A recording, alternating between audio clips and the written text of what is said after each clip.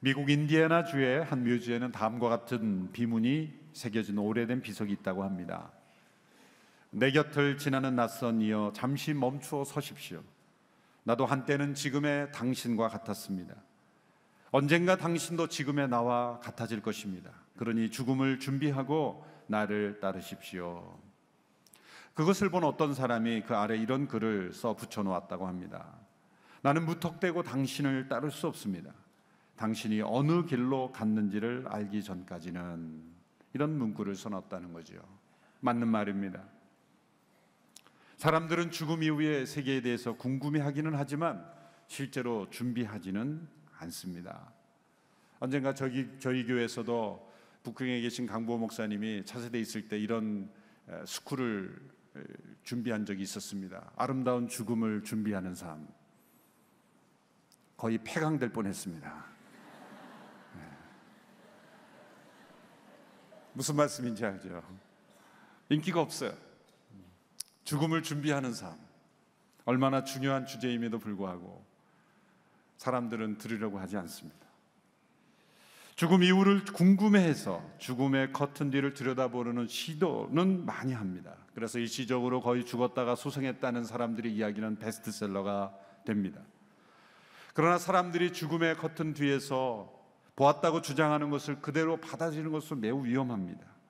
아주 부분적으로 일부분의 사실에 불과하기 때문입니다. 우리가 죽은 이후에 일어날 일을 가장 확실하게 말해 주실 수 있는 분은, 그런 자격이 있는 유일한 분은 예수 그리스도이십니다. 그분은 죽으셨습니다. 그리고 확실하게 죽으셨습니다. 무덤에 장사되셨습니다. 그리고 영화로운 몸으로 다시 부활하셨습니다. 그리고 예수님은 우리가 죽은 후, 우리가 죽은 1분 후에 일어날 일을 우리에게 가르쳐 주셨습니다. 사랑하는 성도 여러분, 우리는 우리 자신이 죽은 1분 후 내가 어디로, 어느 길로 가야 할지, 가게 될 것인지 알고 계신지. 이 세상에서 사는 삶은 우리가 죽은 1분 후를 준비하는 삶입니다. 죽은 후 1분 후 그 순간이 아니라 죽은 1분 후의 상태는 영원히 계속될, 변화되지 않을 상태이기 때문입니다. 오늘 본문에서 예수님께서는 한 비유를 통해서 우리가 죽은 1분 후에 어떠한 상태가 되어야 하는지를 우리에게 가르쳐 주시기 위해서 한 비유를 가르쳐 주셨습니다.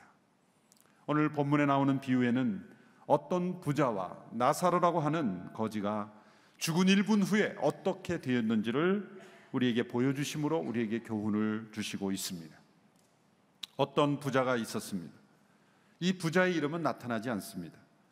예수님께서 이 사람을 이름을 부여하지 아니하시고 그냥 부자라고만 말씀하신 것은 매우 불안한, 그리고 비극적인 일입니다. 부유함 자체가 나쁘거나 속되다는 것이 결코 아닙니다. 한 인생에 대한 평가가 그의 모든 인생을 종합하고 평가하는 단어가 오직 부자라는 단어뿐이라는 것이 비극적인 것이라는 것입니다. 어떤 사람의 부고란에 단지 그가 부자라는 말만 덩그러니 적혀 있다고 생각해 보십시오. 어떤 사람이든지 그 사람이 죽었을 때는 그의 죽음을 애도하는 사람들이 그를 기억하면서 평가하기 마련입니다. 그는 정말 좋은 친구였다. 그는 훌륭한 아버지였다. 그는 훌륭한 시민이었다. 애국자였다. 그는 참 선한 일을 했다. 어떤 여러 가지 표현이 있을 수가 있습니다. 그런데 이 사람의 경우에는 단지 부자라는 이 한 단어 밖에는 다른 표현이 주어질 수 없었다는 것이죠. 왜 이 사람에게 한 단어밖에 주어지지 않았는가? 그 이유가 다음 구절들이 설명되고 있습니다. 그는 항상 자색 옷과 고운 베옷을 입었습니다. 당시 자색 옷과 고운 베옷을 왕족들이 입는 최고급 옷이죠. 이 부자는 자신의 부를 자랑하기 위해서 이렇게 화려한 옷을 입었습니다. 그런데 항상 그랬다는 것이 중요합니다. 항상. 어쩌다 입은 것이 아니라 항상. 또 그는 날마다 잔치를 즐겼습니다. 어쩌다 한번 의미 있는 잔치를 여는 것이 왜 문제가 있겠습니까? 그러나 하루도 빠짐없이 날마다 호화로운 연회를 열었다는 것. 이것이 문제죠. 그의 집 대문은 평범한 대문이 아니라 궁전이나 사원과 같은 데 세워져 있는 거대하고 웅장한 대문이었습니다. 그의 옷, 음식, 집 모든 것은 온통 돈으로 발라져 있었습니다. 그는 부자였습니다. 그러나 그것이 전부였습니다.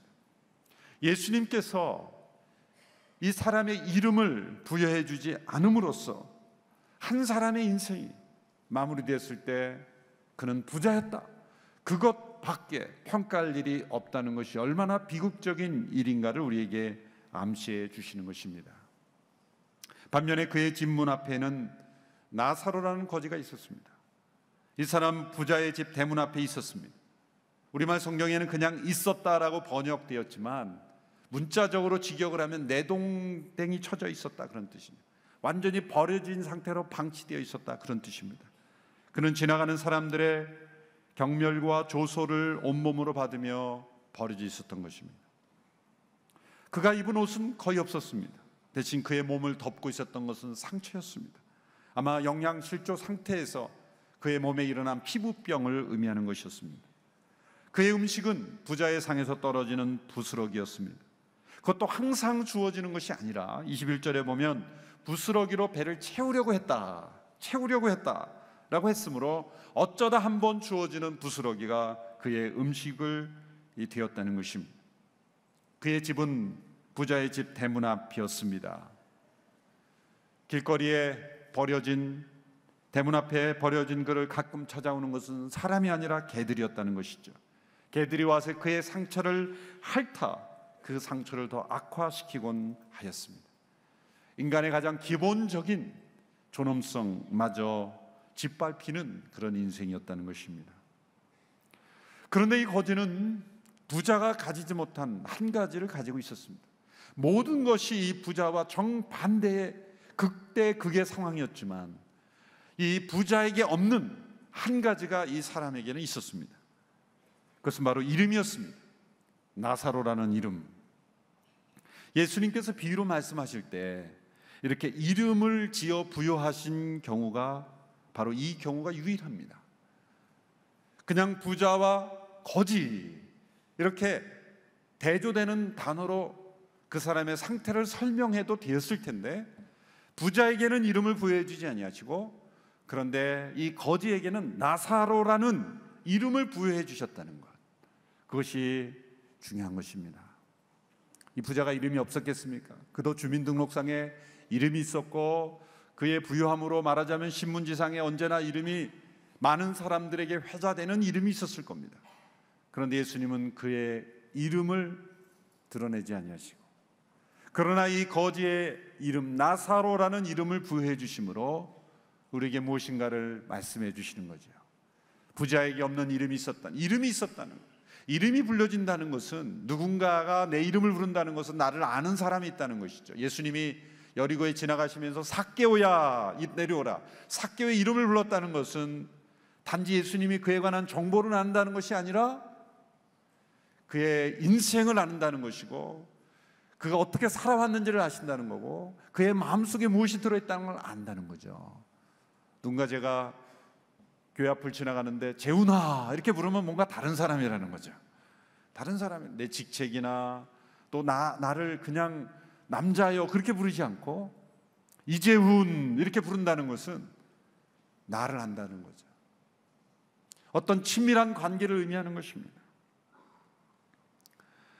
예수님은 이 가난한 거지에게 나사로라는 이름을 부여해 주셨습니다. 이 나사로라는 이름의 뜻은 하나님께서 도우시는 자, 그런 뜻입니다. 왜 이름을 부여했을까요? 왜 이런 이름을 지어 설명했을까요? 예수님이 베다니의 나사로와 친했기 때문이 아닐 겁니다. 이 나사로라는 이름에 담긴 의미, 하나님의 도움을 받는 자, 하나님께서 도우시는 자, 이 이름이 담긴 것에는 그의 신앙이 담겨 있는 것이죠. 구약의 이 엘르아살이라는 이름과 어원이 같은 거예요. 그것은 하나님만이 나의 도움이시라라는 고백입니다. 이것은 그가 극심한 가난과 질병과 고통과 버려짐 속에서도 하나님을 도움으로 삼는 믿음의 그런 인내의 삶을 살고 있었다는 것을 우리에게 가르쳐 주시기 위해서 이 거지의 이름을 나사로라 이름을 부여하신 것이죠. 그는 가난으로 인해 찾아올 수 있는 분노, 사회에 대한 반감, 가진 자에 대한 증오, 자기 자신의 인생에 대한 연민, 그런 의식에 빠지지 아니하고 하나님을 바라보는, 하나님을 자신의 도움으로 삼는 인생으로 그의 모든 인생의 어려움을 극복하는 인생이었다라는 것을 표현해 주시기 위해서 그의 이름을 나사로라는 이름으로 부여해 주신 것입니다. 이 두 사람은 사회적 불평등의 대표적인 모습입니다. 그러나 이 사회적 불평등이 평등으로 끝날 때가 옵니다. 그것은 바로 죽음입니다. 종종 사람들은 죽음을 위대한 평등이라고 말하죠. 죽음은 왕이 가진 지팡이나 저 농부가 가진 삽이나 동등하게 만드는 힘이 있는 것입니다. 이 부자와 거지 나사로는 죽었습니다. 누가 먼저 죽었습니까? 거지 나사로입니다. 못 먹고 병들었으니 먼저 죽는 것이 자연스럽죠. 그러나 부자도 죽었습니다. 잘 먹고 잘 살고 편한 곳에 쉬는 곳, 그 사람도 죽었습니다. 자, 이렇게 죽음으로 모든 것이 끝나면 사실 아무 문제 없겠죠. 죽음으로 모든 것을 평등하게 끝내는 것으로 세상이 끝나면 성경은 기록되지 않았을 것입니다. 오늘 본문의 예수님의 비유는 이 두 사람이 죽음으로 평등으로 모든 것이 세상이 끝났다라고 말하지 않고 그 두 사람의 죽음의 커튼 뒤에서 일어난 일을 말씀하고 있습니다. 이것은 비유이지만 이야기를 통해 모든 사람이 죽은 1분 후 그리고 일어날 수 있는 진실을 우리에게 말씀해 주고 있는 것입니다. 우리가 죽은 1분 후 어떤 일이 일어날까? 첫째로 우리가 죽은 1분 후에는 모든 것이 평등하게 끝나는 것이 아니라 이 세상에서의 삶과 정반대로 역전되는 일들이 일어날 수 있다는 것을 말씀해 주고 있습니다. 죽음은 위대한 평등일 뿐만 아니라 위대한 역전도 될 수 있다는 것이죠. 오늘 본문 22절과 23절의 말씀을 우리 같이 한 목소리로 함께 읽겠습니다. 시작. 나중에 그 거지가 죽자 천사들이 그를 아브라함의 품으로 데려갔다. 그 부자도 죽어서 땅에 묻혔다. 부자는 지옥에서 고통을 당하고 있는데 고개를 들어보니 저 멀리 아브라함과 그의 품에 있는 나사로가 보였다. 거지 나사로는 죽자 천사들이 그를 아브라함의 품으로 인도했다고 말합니다. 왜 하나님의 품이라고 말하지 않고 아브라함의 품으로 말했을까? 그것은 예수님이 그 당시 유대인들의 관습을 사용하신 거예요. 유대인들은 영원한 하나님의 품에 안기는 것을 아브라함의 품이라고 표현하기를 좋아했기 때문입니다. 반면에 부자는 지옥에서 고통을 당하게 되었습니다. 여기서 지옥이라는 단어는 하데스라는 헬라어인데요, 이것은 이 영원한, 요한계시록에서 이제 장차 영원히 멸망에 처할 지옥과는 다른 중간 상태의 지옥이라고, 똑같은 지옥인데 중간 상태의 지옥, 그래서 하데스라는 단어를 썼어요. 완전한 최후의 심판이 이루어지기 전까지의 어떤 하나님을 거역한 영혼들의 거하는 상태를 유대인들은 하데스라는 표현으로 썼던 것입니다. 이것은 중세 캐톨릭이 말한 연옥과는 다른 것입니다. 중세 캐톨릭이 말한 연옥은 출구가 있어요. 그 중간 상태에서 어떻게 사느냐에 따라, 또 지상에 있는 사람들이 어떻게 하느냐에 따라서 바뀔 수 있는, 운명이 바뀔 수 있는 출구가 있는 그런 상태이지만 이 하데스는 출구가 없습니다. 그냥 지옥으로 가는 것인데 중간 상태에 있는 고통의 상태, 그것을 하데스라고 그렇게 부른 것입니다. 근데 문제는 이 둘 사이에 서로 대화가 이루어졌다는 것, 그래서 이 학자들이 간에 논란이 있어요. 이것이 하데스의 상태, 중간 상태에서 이루어지는 대화가 가능한 것이냐, 예수님이 그것을 설명해 주신 거냐, 아니면 대화는 불가능하지만 서로 간에 이렇게 차이가 있다는 것을 말씀해 주시기 위해서 예수님이 그렇게 가정한 것이냐, 거기에 대해서는 어느 누구도 이것이 옳다 저것이 옳다 말할 수가 없는 것입니다. 저는 이 하데스의 상태에서는 대화가 가능한 것이 아니겠는가. 왜? 다른 비유가 다 사실이 일어날 일을 비유로 말씀하신 거라면 저는 가능한 것이 아니겠는가 그렇게 믿고 싶습니다. 그러나 그건 저의 믿음일 뿐이지 확실히 그렇다고는 얘기하지 못해요. 어쨌든 이런 하데스의 상태에서 이 부자와 거지 나사로가 각기 다른 운명으로 바뀌게 됐다는 거예요. 위대한 역전이 일어났다는 거예요. 이 부자는 아브라함에게 불쌍히 여겨달라고 호소합니다. 24절의 말씀 우리 같이 읽겠습니다. 24절 시작. 그가 아브라함에게 외쳤다. 조상 아브라함이여 저를 불쌍히 여겨주십시오. 나사로를 보내 그 손가락 끝에 물 한 방울 찍어서 내 혀를 시원하게 해주십시오. 제가 지금 이 불 속에서 고통을 당하고 있습니다. 부자는 아브라함에게 호소합니다. 살아있을 동안 굶주리고 헐벗고 연약했던 나사로를 조금도 불쌍히 여기지 않았던 그가 이제 아브라함에게 호소해서 나사로를 보내서 내 혀 끝에 물 한 방울을 좀 죽여달라고 호소하고 있습니다. 살아있을 동안은 물 한 방울은커녕 몇 리터의 물도 소중하게 생각하지 않았을 그가 이제 물 한 방울을 소중하게 여기고 있습니다. 산의 지미를 음미했던 그의 혀가 불같은 고통 속에서 타들어가면서 물 한 방울로 시원해지기를 간절히 원하고 있습니다. 왜 혀가 그렇게 고통스러웠을까? 죄에 대한 징벌이 모든 육체에 다 주어졌을 텐데 왜 혀에 그런 고통을 느꼈을 것일까? 아마도 그가 하나님과 사람들을 저주하며 거슬러 했던 수많은 혀의 범죄들 때문이 아니었을까? 그런 생각을 해볼 수 있습니다. 여러분, 하나님의 긍휼을 멸시하던 이들이, 하나님의 긍휼을 필요로 하지 않던 이들이, 하나님께 한 번도 나를 불쌍히 여겨달라고 요구하지 않았던 이들이 언젠가 하나님의 긍휼을 구할 날이 올 것입니다. 우리가 죽은 1분 후 이렇게 하나님의 긍휼을 간절히 구하는, 하나님의 긍휼을 필요로 하는 이들이 되어서는 안 될 줄 믿습니다. 우리가 살아있을 때 아무리 우리에게 주어진 축복과 좋은 것 속에서 있다 할지라도 하나님의 긍휼을 언제나 필요로 하는 자임을 깨닫고 날마다 하나님 나를 불쌍히 여겨 주십시오, 그렇게 간구하며 살아갈 때 우리가 죽은 1분 후에 하나님의 긍휼을 필요로 하지 않게, 그를 구하지 않아도 되는 인생이 될지 모르겠습니다. 하나님이 여러분에게 축복을 주시고 은혜를 주시고 많은 부를 주실 때 더욱더 이렇게 기도할 수 있게 되기 바랍니다. 하나님, 저를 불쌍히 여겨 주십시오. 긍휼의 시대는 정해져 있다는 것입니다. 자, 왜 이들이 죽음 이후에 이런 정반대의 운명에 처하게 되었습니까? 왜 이 부자는 이렇게 이러한 하데스의 고통에 처하게 되었고, 왜 거지 나사로는 이렇게 아브라함의 품에 안겨 쉬게 되었을까요? 부자의 부유함 자체가 이런 하데스의 고통으로 가게 한 것은 아니에요. 이 거지의 가난함 그 자체가 아브라함의 품으로 가게 한 것도 아닙니다. 부유함 그 자체가 문제가 되어서 이 하데스의 고통에 갔다면 아브라함도 못 갔을 거예요. 여러분, 아브라함도 그 당시에는 거부였습니다. 아브라함도 거부였어요. 그런데 아브라함은 지금 영원한 천국에서 많은 영혼들을 품으로 안아주는 사람이 되었잖아요. 부유함 그 자체가 하데스의 고통으로 가게 한 것이 아니라는 겁니다. 부자의 부유함 속에서 짓는 어떤 죄가 그를 그렇게 만들었고, 거지의 가난함 속에서 그가 가진 어떤 의로움이 그를 아브라함의 품으로 인도한 것입니다.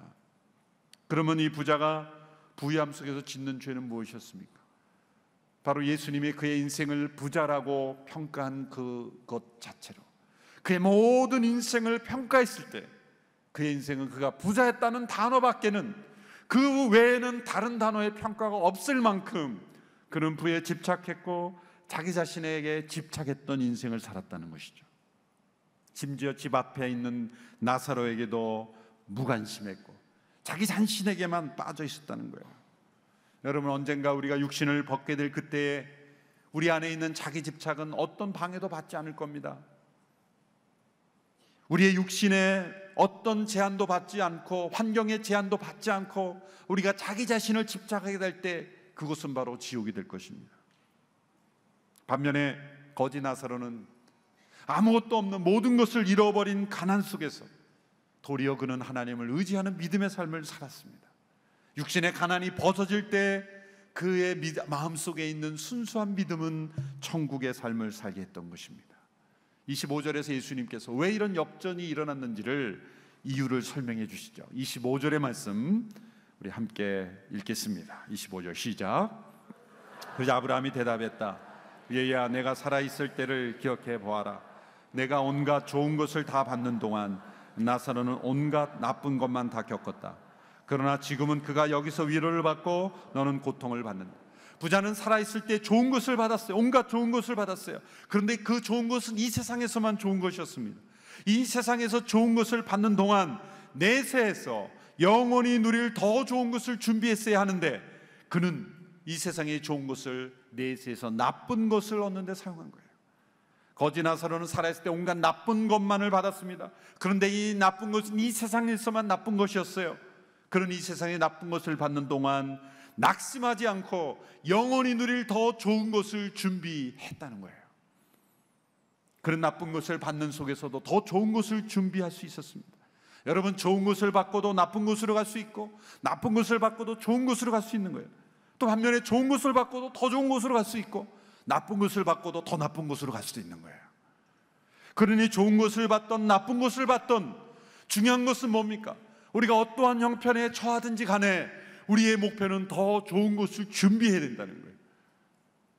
이 세상에서 나쁜 것을 받았다고 낙심하지 아니하고 나사로라는 이름 속에 담긴 것처럼 하나님이 나의 인생의 도움이시여 언젠가 나의 육신의 나쁜 것을 벗어날 때가 온다는 것을 믿음으로 살아가는 자에게는 더 좋은 것이 준비되고, 이 세상에 좋은 것에 안주하여 자기 집착에 빠지고 단지 부자였다라는 인생의 평가만을 받는 인생을 산다면 장차 준비될 더 좋은 것을 얻지 못하고 나쁜 것으로 가게 되는 것이다. 이것을 우리에게 가르쳐 주신 거예요. 이것이 우리가 죽은 1분 후에 일어날 수 있는 거예요. 우리가 죽은 1분 후 우리는 더 좋은 곳으로 주께서 예비하신 아브라함의 품으로 안길 수 있게 되기를 축원합니다. 두 번째, 우리가 죽은 1분 후 어떤 일이 일어날까요? 우리는 의식의 중단 없이 우리의 인성은 계속될 것입니다. 우리가 죽은 이후에 우리의 몸은 불태워지거나 땅에 묻힐지거지만 그러나 우리의 인성, 우리의 정신은 더 분명할 것입니다. D.L. 무디 목사님은 죽기 전에 사람들이 이렇게 말했다고 합니다. 여러분은 곧 신문에서 제가 죽었다는 기사를 읽을 것입니다. 그러나 그것을 믿지 마십시오. 그 순간에 저는 이전에 어느 때보다도 더 확실하게 살아있을 것이기 때문입니다. 이 부위에 보십시오. 이 부자는 아브라함을 알아봤어요. 그리고 자신의 문 앞에 있는 나사로를 알아봤어요. 그리고 자신의 형제가 5이 있다는 걸 알았습니다. 그의 모든 것을 보면 우리가 죽은 1분 후에도 우리가 가진 지성, 우리가 가진 의지, 우리가 가진 어떤 인성은 그대로, 우리의 기억은 그대로 존재하는 것이다, 사라지는 것이 아니다 라는 것을 우리에게 가르쳐주고 있는 거예요. 불안하십니까? 이 세상에서의 모든 기억을 다 지워버리고 싶습니까? 그런데 이 하데스로 들어간 부자는 그가 가진 정보만 변화된 것이 아니라 인성도 변화되지 않았어요. 얼마나 놀라운 걸 보십시오. 이 부자의 교만한 인성이 변하지 않았어요. 자, 부자가 아브라함에게 요청을 하죠. 나사로를 보내서 나의 그 혀끝을 물 한 방울을 조금 죽여달라고 부탁을 하죠. 그는 죽은 이후에도 자기가 권위가 있는 사람인 줄 알아요. 나사로를 심부름 시켜달라는 거예요. 나사로를 부릴 수 있는 종으로 여기는 거예요. 지금 상황이 바뀐 것도 모르고 있다는 거예요. 이래라 저래라 할 수 있는 사람이라고 생각하는 거예요. 여러분, 이 세상에서 우리가 어떤 권세와 어떤 권위와 어떤 능력으로 많은 이들을 움직일 수 있다 할지라도 우리가 죽은 1분 후에는 전혀 다른 운명이 될 수 있다는 걸 기억해야 돼요. 근데 이 부자는 바뀐 운명을 지금 인식하지 못하고 있는 거예요. 심부름 나사로 보내가지고 조금 심부름 시켜달라, 아브라함에게 요청하고 있는 것이죠. 이 부자의 자기 사랑이 변하지 않았어요. 자신의 혀끝을 만족 시원하게 해달라. 아브라함의 앞에서 자신의 고통의 원인을 찾고 회개하는 것이 아니라 자신의 고통을 경감시키려고 아브라함을 이용하고 있는 것입니다. 또 부자가 고통스러워했죠. 느낄 수 있는, 죽음 이후에는 아무런 느낌이 없는 상태가 아니라 이 세상에서 느낀 느낌과 비교할 수 없는 섬세한 느낌이 있는 것이다. 좋은 곳에서의 그 기쁨을 누리는 기쁨과 고통스러운 고통의 느낌, 이 두 가지가 분명히 있다는 느낌이 있는 곳이라는 거죠. 이 C.S. 루이스라는 분이 이 천국과 지옥에 대해서 이 상상을 통해서 여러 가지 문학 작품을 만들었죠. 천국과 지옥의 이혼이란 더 그레이트 디보스라는 그런 책을 통해서 상상, 판타지 소설입니다. 나중에는 이제 꿈이라고 밝히죠. 논란이 있을까봐. 그래서 지옥에서 온 유령들이 버스를 타고 천국을 여행하는 거예요. 그런데 이 천국에서 나온 사람들은 몸이 견고하고 여유가 있고 사랑이 충만하고 다른 사람을 배려하는데, 지옥에서 온 유령들 같은 서로 싸우고 자기 주장하고, 그런데 이 지옥에서 온 유령이 어느 엄마가 천국에 있는 아들을 만나는 거예요. 그런데 아들을 만나야 된다, 내놓으라고 그러고 막 난리를 치는 거예요. 마치 하나님 품에 있는 것보다 내 품에 있는 것이 더 행복할 거라고 생각하는 거예요. 이 무서운 자기 집착이 나타나는 거예요. 한결같이 다 자기 집착. 지옥에서 온 유령들은 다 자기 집착에 빠져 있다는 거예요. 여러분, 왜 지옥이 지옥입니까? 만일 지옥에서 회개가 일어나고 이타적인 삶이 일어나고 변화가 일어나면은, 저는 그런 생각을 해봤어요. 지옥의 고통 속에 들어가자마자 사람들이 회개하고 변화되고 돌이키는 삶을 살면은 그거 계속 지옥이겠는가, 그런 생각을 했어요. 그런 질문을 가지고 있는데, 어윈 루저라는 시카고에 계신 목사님이 이런 책에서 이런 글을 보고 제가 깨달음을 얻었어요. 지옥이란 지옥의 고통 속에서도 회개하지 않을 영혼들이 모인 곳이다. 이 부자 보세요. 이 하데스의 고통 속에서도 회개합니까? 지금 회개하지 않죠. 오히려 내 고통을 얼마나 좀 경감시킬까, 아브라함에게 부탁해서 지금 빨리 나사로를 보내서 나를 좀 시원하게 해달라, 거기에 몰두하고 있지, 자기 인생을 돌이켜 회개하거나 내가 왜 이곳에 왔는지를 돌이켜 회개하는 회개가 없었다는 거예요. 철저하게 지옥은 자기 자신의 중심에 빠져 들어가는 것입니다. 최고의 지옥은 자기 이기심에 빠져 들어가는 거예요. 이 세상 속에 왜 지옥 같은 삶을 삽니까? 자기 자신에 집착하는 인생을 살기 때문에. T.S. 엘리엇이라는 분, 지옥을 가리켜 지옥은 자기 자신, Hell is oneself다. 저 자신이다. 지옥은 홀로 있는 것이다. 철저하게 홀로 있는 것이다. 세 번째로, 우리가 죽은 일본 후 우리는 다시는 스스로 선택할 수 없는 영원한 길로 들어서게 됩니다. 26절의 말씀을 보십시오. 26절의 말씀 함께 읽습니다. 시작. 이뿐 아니라 너희와 우리 사이에는 커다란 틈이 있어 여기서 너희 쪽으로 건너가고 싶어도 갈 수가 없고 거기서도 우리 쪽으로 건너올 수가 없다. 우리가 죽은 일본 후 우리는 다시는 건널 수 없는 커다란 틈이 있는 두 세계 중 한 세계로 들어가게 됩니다. 취소할 수 없는 여행, 되돌아올 수 없는 여행입니다. 제2의 기회가 주어지지 않는 선택입니다. 어떤 사람들은 영원한 지옥의 존재를, 그리고 영원한 천국의 존재를 부인하려고 노력합니다. 그러나 천국과 지옥은 확실히 있습니다. 부자는 아브라함에게 나사로를 보내 자신의 형제들에게 고통스러운 곳으로 오지 않도록 경고해달라고 부탁합니다. 그 형제들을 자기가 아는 거죠. 그 형제들은 어지간해서 안 믿을 거라는 걸 안 겁니다. 그래서 죽은 나사로가 살아나서 가야만 그 사람들은 믿을 겁니다. 그렇게 말할 정도로 완고하다는 거죠. 아브라함이 뭐라고 답변했는지 아주 중요합니다. 31절 마지막 말씀 우리 같이 읽겠습니다. 시작. 아브라함이 그에게 말했다. 그들이 모세와 예언자들의 말을 듣지 않으면 비록 죽은 사람들 가운데 누가 살아난다 해도 그들은 믿지 않을 것이다. 죽은 자가 다시 살아난다 할지라도, 나사로가 가서 설교한다 할지라도 그들은 믿지 않을 것이다. 왜? 이미 모세와 선지자들의 성경에 기록된 증거가 있는데 그 증거를 받아들이지 않는 자는 죽은 자가 다시 살아나 설교한다 할지라도 믿지 않을 것이다. 그 말이 실제로 일어난 게 언제입니까? 예수님의 부활이죠. 예수님이 죽은 자 가운데 다시 살아나셨다 할지라도 사람들은 믿지 않았어요. 여러분, 기적은 우리에게 믿음을 가져다 줄 것 같지만 착각입니다. 놀라운 기적은, 심지어 죽은 자가 다시 살아나는 기적이 일어난다 할지라도 그 자체가 사람들에게 믿음은 가져다 주지 못한다는 거죠. 그러나 진정 우리에게 믿음을 가져다 주는 것은 무엇입니까? 하나님의 말씀이에요. 기록된 증거. 이 증거가 분명하다, 확실하다, 이미 다 예언되어 있다, 충족되어 있다. 기록된 성경을 통해 자신이 죽은 1분 후를 준비하지 않는 사람은 죽은 자가 다시 살아나 증거해도 믿지 않을 것이다. 여기에 부자와 나사로는 운명이 결정되어 있습니다.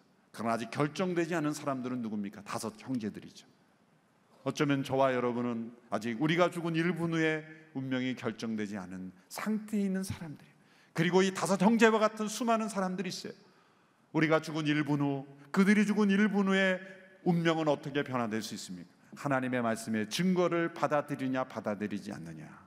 이 증거에 있는 말씀대로 받아들이고 믿고 따른다면 거지 나사로와 같은 운명일 것이고, 그렇지 않으면 부자와 같은 운명이 될 것이다. 우리가 죽은 1분 후, 우리가 아는 사람들의 죽은 1분 후를 말씀을 통해 준비하는 그러한 지혜로운 선택이 있는 우리의 삶이 되기를 주님의 이름으로 축원합니다.